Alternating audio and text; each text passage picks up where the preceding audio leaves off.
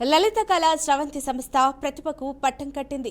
ఆ సంస్థ 28వ వార్షికోత్సవాన్ని పురస్కరించుకొని మహిళా టీవీ న్యూస్ రీడర్స్ కు లలిత కళా స్రవంతి ప్రతిభా పురస్కారాలతో సత్కరించారు. బీఆర్కే న్యూస్ నుంచి ది బెస్ట్ యాంకర్ అవార్డును సీనియర్ ప్రెజెంటర్ పద్మ దక్కించుకున్నారు. చక్కటి రూపం, స్పష్టమైన తెలుగు పట్టణం, విశ్లేషణ పరిజ్ఞానంతో పద్మ రాణిస్తున్నారు. 14 ఏళ్ల సీనియర్ అనుభవంతో తెలుగు మీడియా రంగంలో సేవలందిస్తున్నారు. లక్షల్లో వార్తా ప్రసారాలను ప్రేక్షకులకు చేరవేస్తున్నారు. వందలాది డిబేట్లను అలవోకగా నిర్వహించారు. అందుకే సీనియర్ ప్రెజెంటర్ పద్మకు అవార్డు వరించింది.